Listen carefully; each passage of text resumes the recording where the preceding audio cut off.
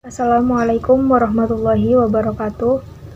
Yang terhormat dosen SPI, Bapak Muhammad Masrur MEI, dan teman-teman kelas B yang kami cintai.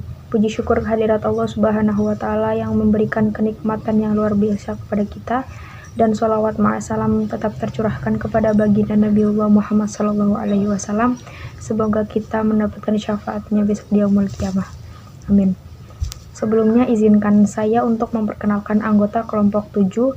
Yang pertama yaitu saya sendiri, Lailatul Hiba NIM 4121073 sebagai moderator dan presentator kedua, dan Alfiana Nanda Waraswati NIM 4121044 sebagai presentator pertama. Langsung saja saya akan mempresentasikan dan teman saya akan mempresentasikan pada bab peradaban Islam dinasti-dinasti di dunia Islam kedua. Perkenalkan, nama saya Alfiana Nanda Waraswati NIM 4121044. Peradaban Islam masa dinasti Buayhi. Dinasti Abbasiyah dipegang oleh dinasti Buayhi pada tahun 945 Masehi, bermula saat Ahmad bin Abu Suja Buayhi diangkat menjadi penguasa politik negara oleh Khalifah Abbasiyah dengan gelar Mu'izz ad-Daulah. Perkembangan dinasti Buayhi. Pada pemerintahan Adud al-Daulah mulai dilakukan upaya persatuan atas wilayah kekuasaan Irak, Persia Selatan, dan Oman. Pada pemerintahan Adud al-Daulah inilah dinasti Buayhi di Baghdad mengalami masa keemasan. Sebagai pusat pemerintahan Baghdad, Adud al-Daulah berhasil mempersatukan semua penguasa Buayyiyah. Kemunduran dinasti Buayhi. Ada beberapa sebab kemunduran dinasti Buayhi. Pertama, sistem pemerintahan yang semula didasarkan oleh kekuatan militer belakangan diorganisir menjadi sebuah rezim. Kedua, konflik antar anggota keluarga menjadi lemahnya pemerintahan di pusat. Ketiga, pertentangan antara aliran-aliran keagamaan. Dan yang keempat, kekalahan yang telak dari Bani Saljuk yang berakibat jatuhnya pemerintahan dinasti Buayhi ke tangan Tughril Beg. Peradaban Islam masa dinasti Murabitun. Istilah Murabitun diambil dari kata ribat yang berarti suatu tempat peribadatan dan pengajian yang didirikan oleh Abdullah bin Yasin. Kemajuan dinasti Murabitun. Dinasti Murabitun mengalami kemajuan ketika di bawah kepemimpinan Yusuf bin Tashfin. Atas berbagai keberhasilannya itu, dinasti Murabitun kemudian mendaulat diri sebagai dinasti yang otonom, di mana penguasanya diberi gelar Amir al-Muslimin. Kemajuan Murabitun tidak hanya perluasan wilayah, tetapi juga di bidang yang lain. Kemunduran dinasti Murabitun. Terdapat beberapa faktor melemahnya dinasti Murabitun, mulai dari pemberontakan kaum Murabitun sendiri di Maroko terhadap pemerintahan sampai kondisi berbalik jadi kalah terus-menerus dari kerajaan Kristen. Terdapat beberapa faktor internal yang menyebabkan kemunduran dinasti ini. Pertama, hanya mementingkan aspek jihad. Kedua, merebaknya perbuatan keji di masyarakat. Peradaban Islam masa dinasti Saljuk. Dinasti Saljuk merupakan sebuah dinasti Islam yang pernah menguasai Asia Tengah dan Timur Tengah dari zaman ke-11 hingga zaman ke-14.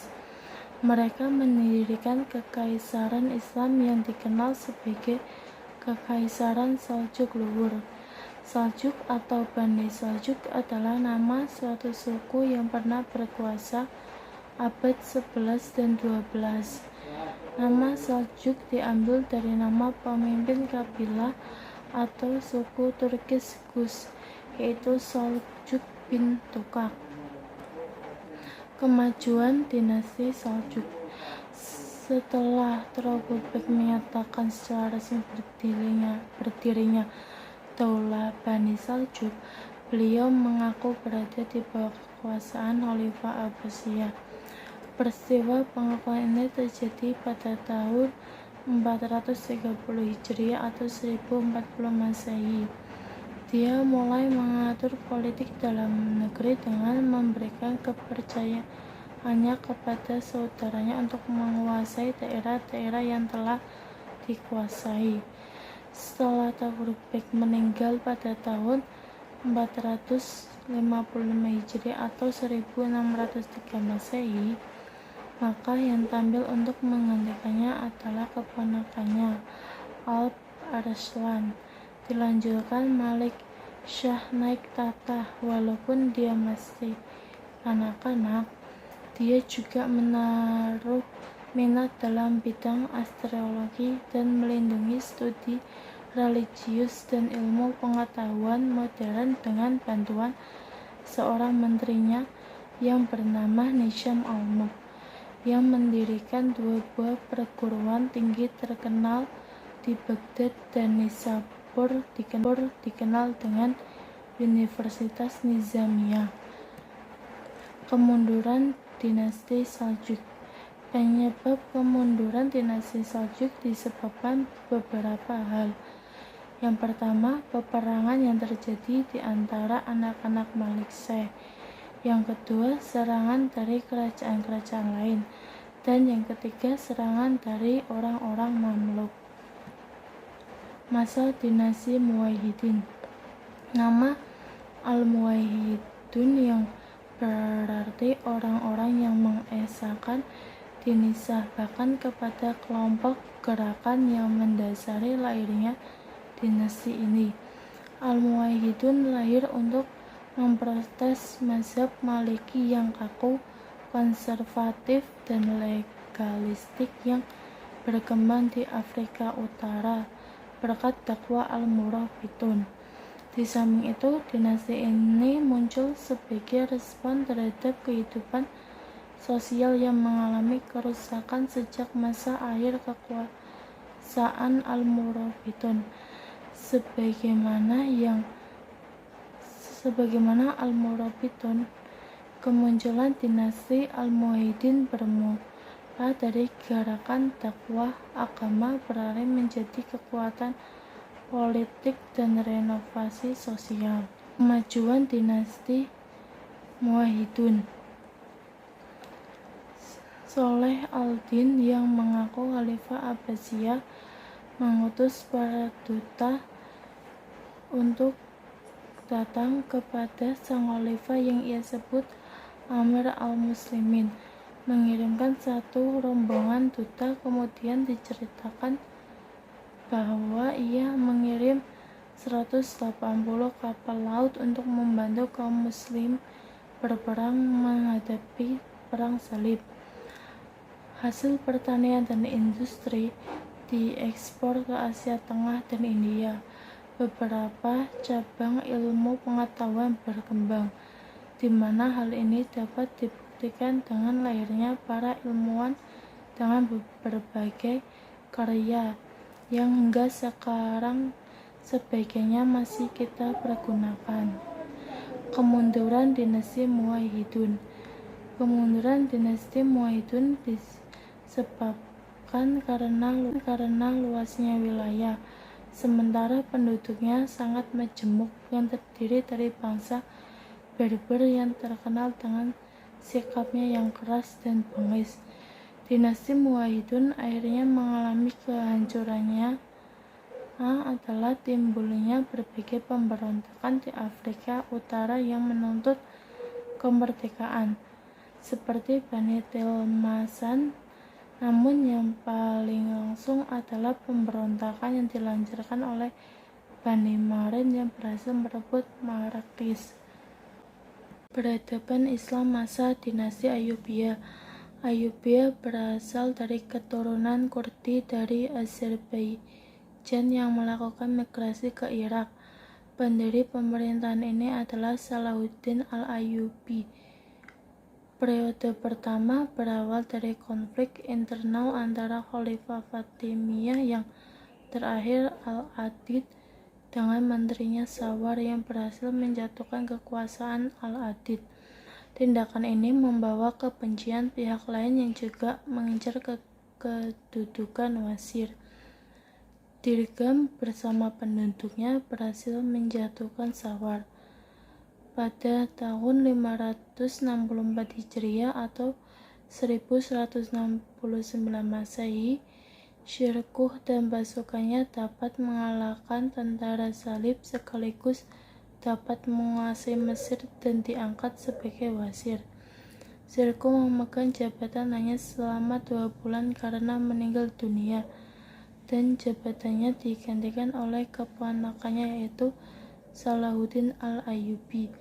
Periode kedua atau periode orang-orang Syriah mulai dengan wafatnya Nuruddin dan digantikan oleh anaknya Sultan Ismail Malaysia yang masih berusia belia, sehingga amir-amirnya saling berebut pengaruh yang menyebabkan timbulnya krisis politik internal. Kemajuan dinasti Ayyubiyah. Yang pertama, bidang pendidikan dan arsitektur ditandai dengan dibangunnya Madrasah Al-Zawhiyah tahun 1239 Masehi sebagai pusat pengajaran. Yang kedua, bidang filsafat dan keilmuan. Bukti konkretnya adalah Ad-Dalar of Faith yang telah diterjemahkan, karya-karya orang Arab tentang astronomi dan geometri, penerjemahan bidang kedokteran. Bidang industri dibuatnya kincir oleh seorang Syriah yang lebih canggih dibanding buatan orang Barat. Terdapat pabrik karpet, pabrik kain, dan pabrik gelas. Yang keempat, bidang militer. Salahuddin juga memiliki burung elang sebagai kepala burung-burung dalam peperangan. Ia juga membangun tembok kota sebagai benteng pertahanan di Kairo dan Bukit Muqattam. Dan yang kelima, bidang perdagangan. Ia mengalahkan perdagangan dengan kota-kota di Laut Tengah, Lautan Hindia, dan menyempurnakan sistem perpajakan. Di Eropa terdapat perdagangan, agrikultur, dan industri. Hal ini menimbulkan perdagangan internasional melalui jalur laut. Sejak saat itu, dunia ekonomi dan perdagangan sudah menggunakan sistem kredit bank. Kemunduran dinasti Ayyubiyah. Pada pemerintahan Al-Malik al-Shaleh, lebih dari 100.000 orang pasukan salib yang dipimpin Laus IX bertolak menuju Dimyat dan berhasil menguasainya. Saat itu Al-Malik al-Shaleh tahan sakit keras. Istrinya Syajarah al-Dur mengirim surat kepada anaknya agar pulang ke Mesir. Ketika Al-Malik al-Shaleh wafat, Syajarah al-Dur merahasiakan dan menerbitkan sejumlah perintah resmi dengan memalsukan tanda tangan Al-Malik. Turansyah juga mengancam eksistensi kaum Mamalik. Ini membuat kaum Mamalik marah besar dan membunuhnya. Setelah 7 tahun menjabat, mereka lalu menunjuk Syajarah al-Dur sebagai pengganti Turansyah. Namun kekuasaan Syajarah hanya berlangsung 3 bulan setelah ia mengundurkan diri secara sukarela. Kaum Mamalik sepakat mengangkat Al-Syaraf Musa sebagai pengganti baru. Isyuddin Aibak menikahi sejarah dan tak lama kemudian Isyuddin Aibak menggulingkan Al-Azraq dan merebut kekuasaan pusat. Dengan demikian muncul sejarah Al-Dur sebagai pengganti Turansyah. Namun kekuasaan sejarah hanya berlangsung 3 bulan setelah ia mengundurkan diri secara sukarela. Kaum Mamalik sepakat mengangkat Al-Syaraf Musa sebagai pengganti baru. Isyuddin Aibak menikahi sejarah dan tak lama kemudian Isyuddin Aibak menggulingkan Al-Azraq dan merebut kekuasaan pusat. Dengan demikian berakhirlah era dinasti Ayyubiyah di Mesir. Tak lama kemudian dinasti Ayyubiyah di Syam juga tunduk di bawah kekuasaan kaum Mamalik. Nama saya Lailatul Hibah, NIM 4121073. Sebagai presentator kedua, akan menjelaskan tentang peradaban Islam masa dinasti Delhi 1206 sampai 1555. Langsung saja, Kutub al-Din Aibak, mantan budak Turki Mamluk Muhammad Ghori, adalah Sultan pertama Delhi. Dinasti Delhi terletak di India Utara. Qutbuddin Aibak secara independen membentuk dinasti yang berpusat di Delhi dengan nama Kesultanan Delhi. Kesultanan yang berisi para budak militer menandai adanya periode tunggal dalam sejarah Muslim India. Kesultanan Delhi adalah kesultanan Muslim yang sebagian besar berbasis di Delhi, yang membentang di sebagian besar anak benua India selama 320 tahun, 1206 sampai 1526 Masehi. 5 dinasti pemerintah atas Kesultanan Delhi secara beruntut, yaitu pertama dinasti Mamluk, yang kedua dinasti Khalji, yang ketiga dinasti Tughlaq, yang keempat dinasti Syed, dan yang terakhir dinasti Lodi. Kemajuan dinasti Delhi, yang pertama yaitu kebijakan sosial keagamaan, yang kedua kebijakan administrasi, selanjutnya ekonomi, kebijakan politik dalam negeri, kebijakan politik luar negeri, kebijakan non-blok, kebijakan defensif, dan kebijakan konfrontatif. Kemunduran dari dinasti Delhi, yaitu dinasti Khalji digantikan oleh dinasti Tughlaq yang berhasil memperluas kekuasaan Delhi hingga meliputi sebagian India Selatan. Akan tetapi pada masa dinasti Tughlaq pula, Kesultanan Delhi mulai mengalami kemunduran. Ini dimulai pada 1325 Masehi ketika Muhammad bin Tughlaq naik tahta. Muhammad bin Tughlaq bukanlah raja yang cakap, sehingga di bawah kepemimpinannya Kesultanan Delhi mulai melemah. Pada akhirnya pada 1398 Masehi Delhi ditaklukkan dan dihancurkan oleh pemimpin Mongol Timur Leng yang mendirikan Kekaisaran Timuriah. Semenjak itu Kesultanan Delhi menjadi negara bawahan Kekaisaran Timuriah. Peradaban Islam dinasti Mamluk 1257 sampai 1517. Dinasti Mamluk berdiri pada pertengahan abad ke-13 Masehi. Kehadirannya memiliki hubungan dengan dinasti sebelumnya, yaitu dinasti Ayyubiyah. Hal ini terjadi karena orang-orang yang terlibat dalam proses pendirian dinasti Mamluk adalah budak-budak yang bekerja untuk dinasti Ayyubiyah. Kata Mamluk sendiri bermakna budak. Mereka pada awalnya adalah para tawanan penguasa dinasti Ayyubiyah yang dijadikan sebagai budak. Kemudian para budak tersebut diberi pendidikan militer dan agama untuk selanjutnya dijadikan sebagai tentaranya. Dinasti Mamluk dibagi menjadi 2 dinasti besar, yaitu Bahri 1250 sampai 1390 dan Burji 1382 sampai 1517. Aibak membangun kekuasaan para Mamluk di Mesir selama 7 tahun. Selama masa pemerintahannya, ia tidak ditemani rekan seperjuangannya Baibar. Karena tidak ada persamaan visi, Baibar pergi meninggalkan Mesir dan berdiam di Syria. Aibak meninggal pada tahun 1257 yang kemudian digantikan oleh anaknya Ali yang masih berusia muda. Namun Ali hanya memerintah kurang lebih 2 tahun karena pada tahun 1259 ia mengundurkan diri. Selanjutnya ia digantikan oleh wakilnya Hutzus pada awal tahun 1260 Masehi. Tentara Mongol dari Baghdad telah memasuki Syria dengan menyeberangi sungai Eufrat untuk melakukan penyerbuan ke Mesir.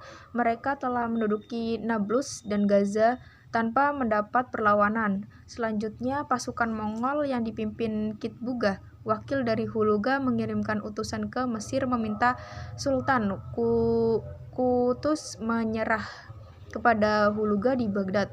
Di antara tentara Mongol sedang berada di dalam perjalanan menuju Gelil, tentara Mamluk bertolak mencegah masuknya tentara Mongol. Tentara Mamluk di bawah pimpinan Qutuz dan Baibar sebagai panglima perang berhasil menghancurkan pasukan Mongol yang dipimpin Kitbuga pada 3 September 1260 Masehi. Perintah ini dikenal dengan peristiwa Perang Ain. Kemajuan dinasti Mamluk. Yang pertama, pemerintahan Baibar menjadi Mamluk Agung yang pertama penguasa dan pendiri sejati kekuasaan Mamluk. Kemenangan pertamanya ia dapatkan dalam peperangan melawan Mongol di Perang Ain Jalut. Tetapi puncak ketenarannya didapatkan berkat perjuangannya melawan tentara salib. Ia juga menggali sejumlah kanal, memperbaiki pelabuhan serta menghubungkan Kairo dan Damaskus dengan layanan burung pos. Baibar membangun banyak tempat umum, mempercantik masjid, menerapkan pajak untuk negara, zakat, dan sedekah. Yang kedua, pemerintahan Qalawun. Pada masanya, pembangunan berkembang dengan pesat. Ia merenovasi benteng-benteng pertahanan di Kairo. Ia membangun sebuah rumah sakit yang tersambung dengan satu masjid sekolah serta sebuah kompleks kuburan bangsawan yang besar dengan keindahan seni Arabis. Kemunduran dinasti Mamluk. Yang pertama, konflik perebutan kekuasaan. Yang kedua, munculnya budaya hidup mewah dan hedonistik. Yang ketiga, kerusakannya moralitas para penguasa dan lemahnya kontrol pendidikan agama. Yang terakhir yaitu munculnya Turki Utsmani. Kesimpulan, dalam sejarah Islam, para penguasa setelah masa kekuasaan Khulafaur Rasyidin diganti oleh para penguasa yang membentuk kekuasaan dengan dengan sistem kekuasaan kekeluargaan atau dinasti, dimulai dari kekuasaan Muawiyah yang membentuk dinasti Umayyah, maka sistem pemerintahan yang bersifat demokrasi berubah menjadi monarki, kerajaan atau kerajaan turun-temurun. Dinasti-dinasti yang berkuasa setelah Khulafaur Rasyidin adalah dinasti Umayyah, dinasti Abbasiyah, dinasti Umayyah di Andalusia, dinasti Safawiyah, dinasti Utsmani di Turki, dinasti Mongol Islam di India, dan beberapa dinasti lain yang berkuasa di beberapa belahan dunia Islam. Selain dinasti-dinasti yang disebutkan di atas, juga terdapat beberapa dinasti lain yang sangat memiliki peran yang penting dalam pengembangan peradaban di dunia Islam, yaitu dinasti Buwayhi, dinasti Murabitun, dinasti Saljuk, dinasti Muwahhidun, dinasti Ayyubiyah, dinasti Delhi, dan dinasti Mamluk. Sekian dari kami, terima kasih atas perhatian dan mohon maaf atas segala kekurangannya. Usikum wa nafsi bitaqwallah. Wassalamualaikum warahmatullahi wabarakatuh.